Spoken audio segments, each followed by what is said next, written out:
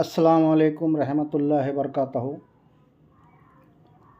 आज एक हम ऐसे मौजू पे बात करेंगे जिसका आम लोगों को उसकी हकीकत का पता चलना बहुत ज़रूरी है।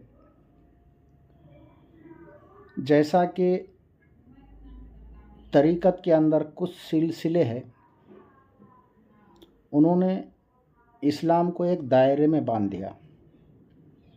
किसी ने लिबास में बांध दिया कि लिबास यही ज़रूरी है, और कोई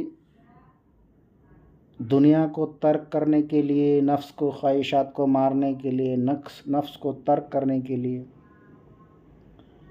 कोई शादी नहीं कर रहा, कोई घर बारदार, बच्चे अपने ज़िम्मेदारियों को छोड़कर चले जा रहे हैं। तो हमको ये बात जानना बहुत ज़रूरी है और समझना भी बहुत ज़रूरी है कि असल में इस्लाम ने इसकी इजाज़त दी या कुरान ने इसकी इजाज़त दी या फिर रसूल ने ऐसा करने को कहा, इसको हमको जानना पड़ेगा। और पहली बात,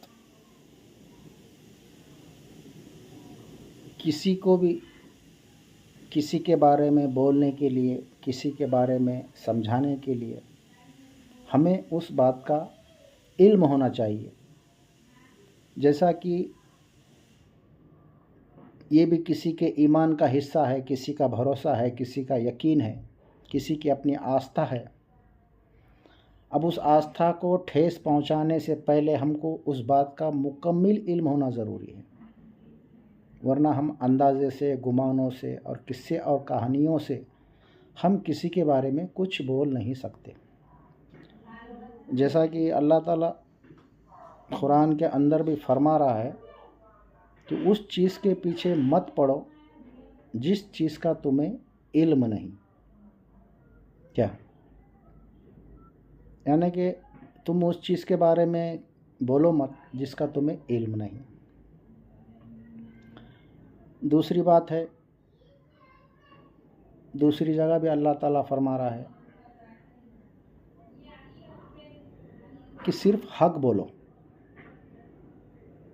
सीधी सीधी सच्ची सच्ची बातें करो, कोई मिलावट नहीं, कोई अंदाज़ा नहीं, कोई गुमान नहीं। तो हम पहला मौजू लेते हैं कि क्या लिबास इस्लाम के अंदर कोई लिबास फ़र्ज़ है, जैसा कि ये लिबास पहनो, वो लिबास पहनो, ये लिबास पहनना ज़रूरी है। तो हम कुरान की पहली आयत लेते हैं, सूरा नंबर 7 आयत नंबर 26।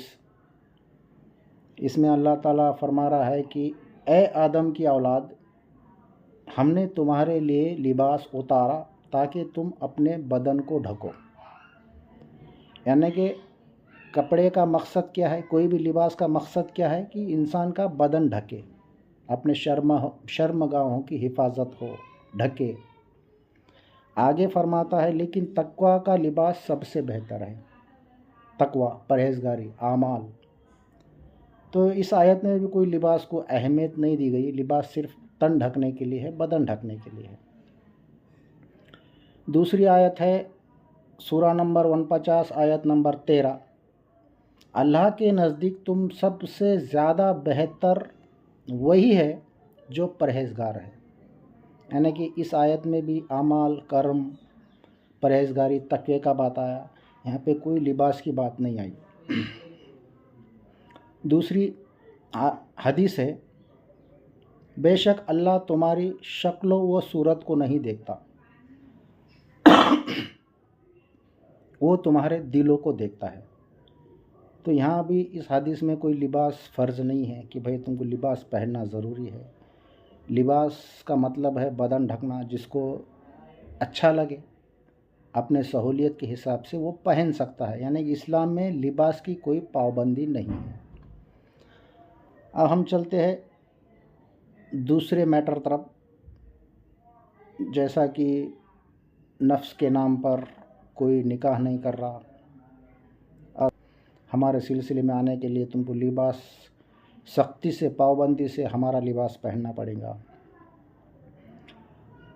और इसी बहाने से लोग परिवार, बच्चे, घर दार छोड़कर चले जा रहे हैं।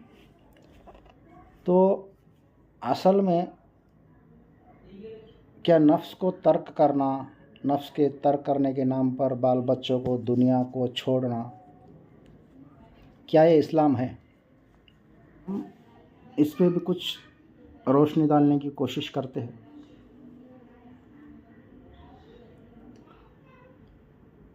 पहली हदीस है, रसूल सल्लल्लाहु अलैहि वसल्लम ने फरमाया, किसी इंसान के झूठा होने के लिए इतना काफ़ी है कि वो जो सुने उसे बिना तहकीक आगे पहुंचा दे। यानी कि वो किसी ने सुना, किसी से मैंने इल्म हासिल करा और मैं बिना तहकीक किए, तो ये सबसे बड़ा झूठा है, क्योंकि उसने अपनी तहकीक नहीं की, बस किसी ने बोला मैंने मान लिया और मैंने बोल दिया। तो ये इस्लाम नहीं है। अब आगे बात है, कुरान से हम कुछ समझने की कोशिश करते क्या सच में हमको घरदार छोड़ना ज़रूरी है, शादी नहीं करना है? तो चलो कुछ पहली हदीस है।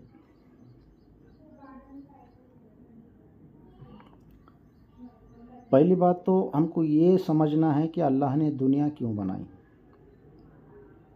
अगर दुनिया को छोड़ना ही है तो फिर बनाने की ज़रूरत क्यों थी? तो ये भी हमको समझना पड़ेगा। जबकि अल्लाह ताला कुरान के अंदर सूरा नंबर 2 आयत नंबर 29 के अंदर फरमा रहा है, वही है जिसने तुम्हारे लिए ज़मीन की सारी चीज़ें पैदा की।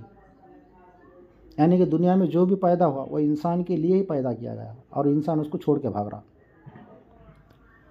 दूसरी आयत है सूरा नंबर 45 आयत नंबर 13, और उसने तुम्हारे लिए आसमान और ज़मीन के सब चीज़ों को अपनी तरफ से मस्खर किया। यानी कि इंसान के लिए दुनिया की हर चीज़ अल्लाह ताला ने कुर्बान कर दी। यानी कि इंसान को जो भी ज़रूरत है वो ज़रूरत को हासिल करने के लिए, ज़रूरत को पूरा करने के लिए उस चीज़ का वो इस्तेमाल कर सकता। दूसरी आयत है सूरा नंबर 7 आयत नंबर 31, और खूब खाओ पियो। यानी ये आयत क्या बोली? खूब खाओ पियो, खाने पीने से कुछ रोका नहीं, लेकिन हद से आगे मत बढ़ो। यानी कि ये भी आयत किसी चीज़ से नहीं रोक रही। दूसरी है, अब पहली बात तो हमारे लिए हुजूर सल्लल्लाहु ताला अलैहि वसल्लम की ज़िंदगी काफ़ी है। जैसा हुजूर सल्लल्लाहु अलैहि वसल्लम ने ज़िंदगी गुजारे, वो ज़िंदगी को हमारे ज़िंदगी में ढालना है। अब हुजूर सल्लल्लाहु ताला अलैहि वसल्लम से कोई बड़ी हस्ती है, या फिर उन्होंने जो ज़िंदगी गुजारी वो गलत है? नहीं।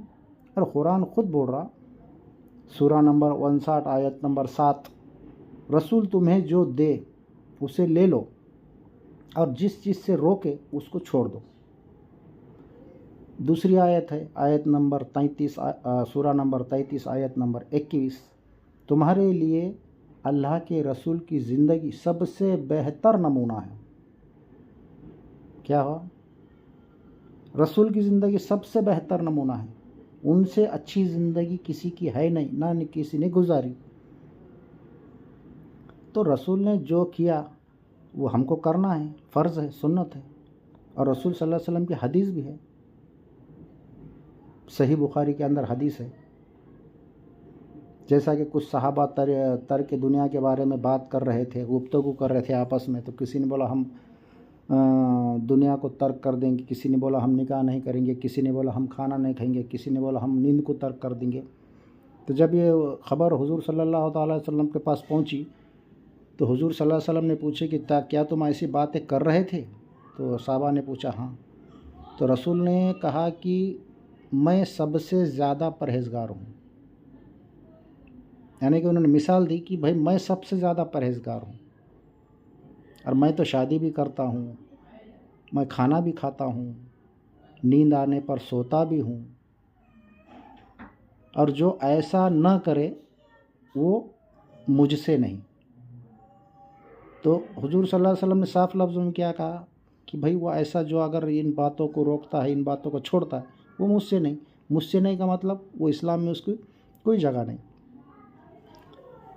फिर दूसरी हदीस है, निकाह मेरी सुन्नत है और जिसने मेरी सुन्नत से मुंह मोड़ा वो मुझसे नहीं। फिर डबल यहाँ दोहराया गया लफ्ज़, वो मुझसे नहीं। अब दूसरी हदीस है, ये कुरान की आयत है, सूरा नंबर 19 आयत नंबर 9, जिसने अपने नफ्स को पाक किया कामयाब हुआ और जिसने दबा दिया वो हलाक हुआ। नफ्स को पाक करना है, ना उसको दबाना है, ना उसको मारना है, ना उसको हलाक करना है। और जो ज़बरदस्ती से अपने नफ्स को दबाने की कोशिश करेंगे वो हलाक हो जाएगा होगा। ये हो गई कुरान और हदीस से इस मसले पे बातचीत, जिससे हमें पता चलता है कि जो भी लोग अपने मन घड़त कहानियों के हिसाब से, रस्म रिवाज़ों के हिसाब से नए नए काम ईजाद कर रहे हैं या उस पर चल रहे हैं, इनका कुरान, हदीस और इस्लाम से कोई लेना देना नहीं है। अब इसको ज़्यादा और पावरफुल समझने के लिए, ज़्यादा समझ में आने के लिए हम और एक दूसरे बात पर गौर करते हैं। जैसा कि इस्लाम में कैलेंडर के नाम पर शादी नहीं कर रहे, वैसा सनातन धर्म के अंदर भी सन्यास के नाम पर लोग भाग रहे हैं, घर-द्वार छोड़ के भगवा पे नहीं निकले घर से, क्या बोले हम सन्यासी हैं, बाल ब्रह्मचारी है, शादी नहीं कर रहे, भगवा पे नहीं निकल गए। लेकिन उनके शास्त्र भी उसकी इजाज़त नहीं देते, वो भी अपनी मनगढ़ंत कहानियों पे चल रहे हैं। गीता के अंदर खुद कृष्ण भगवान कहते हैं, जो व्यक्ति कठिन तप करता है, कम भोजन करता है या शरीर की ज़रूरतों को बलपूर्वक रोकता है, वो अपने मार्ग से भटकता है। यानी कि जो व्यक्ति कठिन तप, यानी कि अपने नफ्स को सताना, उसको भूखा रखना, उसको धूप में बिठाना, उसको नींद नहीं देना, क्या उसको खाना नहीं देना, तो इन जो जिस्मानी ज़रूरतों को ज़बरदस्ती से रोकता है वो अपने मार्ग से भटक जाता है, यानी कि उसको हकीकत का पता नहीं मिलने वाला। दूसरा है वेद के अंदर, जो मनुष्य अपने स्वभावगत यानी कि अपने फितरत के हिसाब से अपने ज़रूरतों को संतुलन बनाए रखता है वही सत्य पथ पर है। यानी कि इंसान की जिस्म की एक फितरत है, इंसानी जिस्म एक मादी चीज़ है और उसको मादी अनाज की ज़रूरत है, उसको खाने की ज़रूरत है, उसको पीने की ज़रूरत है, उसके जिस्मानी कुछ और ज़रूरत है, उसको ज़रूरत पूरा करना ज़रूरी है। तो वेद भी क्या बोला कि जो इंसान अपने ज़रूरतों को संतुलन में यानी कि एकदम निज़ाम के तौर पर उसके ज़रूरतों को पूरा करता है वही सत्य को पा सकता है। और दूसरी जगह कृष्ण ने क्या बोले कि जो इंसान अपने इंद्रियों को बलपूर्वक यानी कि ज़बरदस्ती से रोकता है बाहर से और मन में उसका चिंतन करता है, ये पाखंडी है। तो सनातन धर्म के अंदर भी घर छोड़ना, शादी नहीं करना, ये भी उसको पाखंडी कहा गया है। तो आज जितनी भी हमने कुरान के हिसाब से मालूमात ली, जितना भी हमने ये दलील दी, ये करी, तो हमको ये समझ में आता कि जो लोगों ने मन गढ़ंत कहानियाँ बनाई अपने अपने गुमानों से, अंदाज़ों से, बस अपने रास्ते चल रहे हैं। कोई किसी ने लिबास अपने ऊपर फ़र्ज़ किया, कोई कहता है कि सिलावा कपड़ा नहीं पहनना चाहिए, कोई कहता है सिलावा पहनना चाहिए, कोई कहता है भगवा पहनना चाहिए, कोई कहता है सफ़ेद पहनना चाहिए। इस्लाम में लिबास कोई फ़र्ज़ नहीं है कि बस ये पहनो, लिबास का कोई अहमियत नहीं है, अल्लाह ताला सिर्फ दिलों को देखता है। और जो नफ्स के नाम पर, दुनिया को तर्क करने के नाम पर जो निकाह नहीं कर रहे, घर-द्वार छोड़ के जा रहे, इनका इस्लाम में कोई भी लेना देना नहीं है। हाँ, एक इंसान के ज़िंदगी का एक मकाम रहता, जैसा कि 40 साल की उम्र, 45 साल की उम्र, इस उम्र में इंसान अपने ज़िम्मेदारियों से फारिग हो जाता। तो इस उम्र में अगर तुम अल्लाह के ज़िक्र के लिए कहीं पहाड़ पे जाके बैठ रहे, गुफ़ा में जाके बैठ रहे, या कहीं अकेले में एकांत स्थान पर जाके बैठ रहे, तो अच्छी बात है। कब? ज़िम्मेदारी से फारिग होने के बाद। अल्लाह ने कब कहा कि घर दार छोड़ो और मेरा ज़िक्र करो? कहीं बोला होगा तो बताओ। जिस इंसान को अपने परिवार के अंदर अल्लाह नज़र नहीं आया, उसको पहाड़ों पे और गुफाओं में क्या खाक नज़र आएगा? सोचो समझो। मेरा काम है लोगों को सिर्फ सच्चाई उजागर करना, सच्चाई को बताना। इसके आगे तुम खुद कुरान से, हदीस से सोचने की कोशिश करो, और क्या सही है और क्या गलत है इसका फ़ैसला तुम खुद करो।